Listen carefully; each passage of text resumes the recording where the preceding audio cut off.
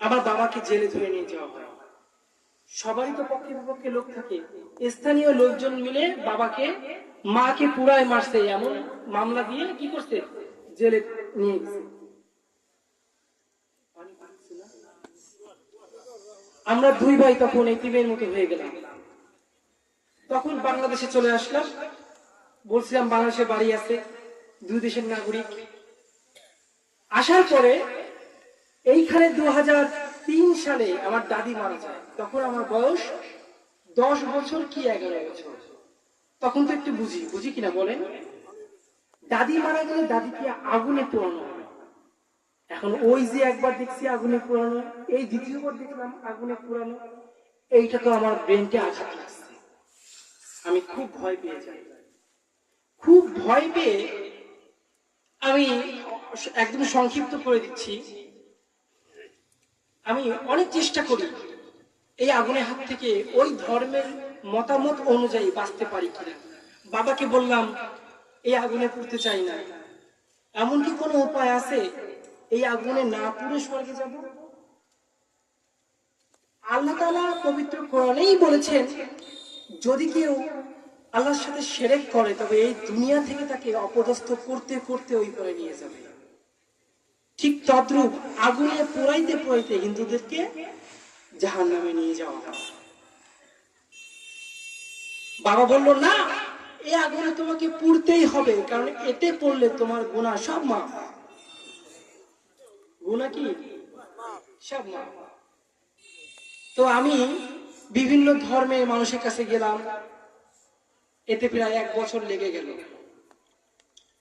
পরে খুলনাতে একটা মাদ্রাসা, কোরিয়া মাদ্রাসায় ভর্তি হলাম। সেখানে 3-4-5 বছর পড়াশোনা করলাম। কিন্তু আমার পরিবারের পক্ষ থেকে নানা রকম চেষ্টা তদবির করছে, মারছে, ধরছে, ফিরাই নিছে, কিন্তু আমাকে ধরে রাখতে পারে নাই। বারবার পালাই গেছি। ছোট মানুষ, তাতে কি, ইমানের জোর ছিল সেরকম, পালাইছি। অবশেষে চিন্তা করলো, যা মাইরে ফেলে, কি করবো এখন। বাবা ঠাকুর তান্ত্রিক, বাবা করলো কি, আমাকে বান মেরে আমাকে প্রায় মৃত্যু শয্যায় ফেলে দিল। কিন্তু রাখে আল্লাহ, মারে কে। ওই ছাত্র বয়স থেকেই এই অসহ্য যন্ত্রণা আমি বয়ে বেড়াচ্ছি, আজও কাটতে পারি না।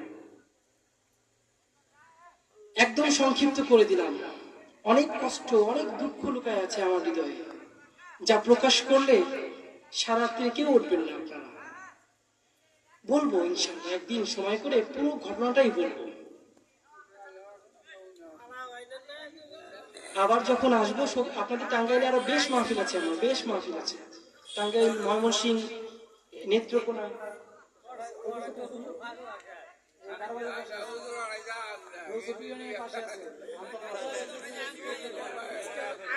আজকে অনেক রাত হয়ে গেছে। আজকে আর না বাবা, এই তো সংক্ষিপ্ত, কিন্তু এর মধ্যে অনেক পড়াশোনা, অনেক অত্যাচার, অনেক কিছু ঘটে গেছে। আমি কোর্টে গিয়েছি, কোর্টে গিয়ে এফিডেভিট করতে গিয়ে সেখানে আর এক কাহিনী, বিশাল কাহিনী। এটা আজকে না, অন্য একদিন বলবো ইনশাল্লাহ।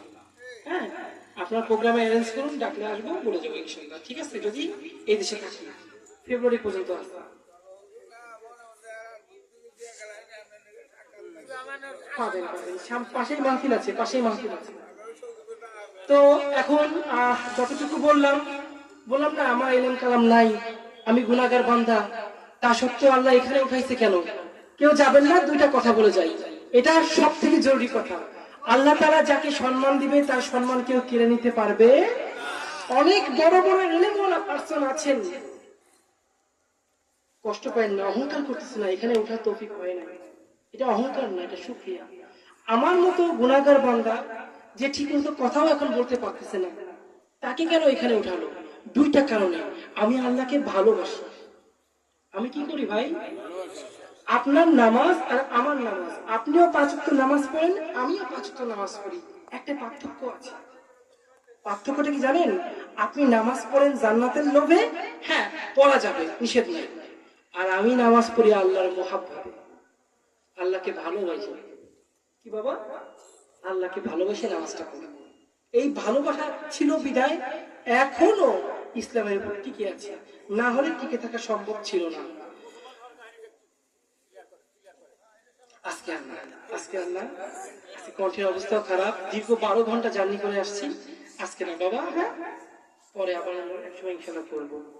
যতটুকু বলেছি আল্লাহ প্রথমে আমাকে, তারপর সামনে যারা আছেন সবাইকে তা মানার তৌফিক দান করুন, বলেন আমিন। জোরে বলেন না আমিন।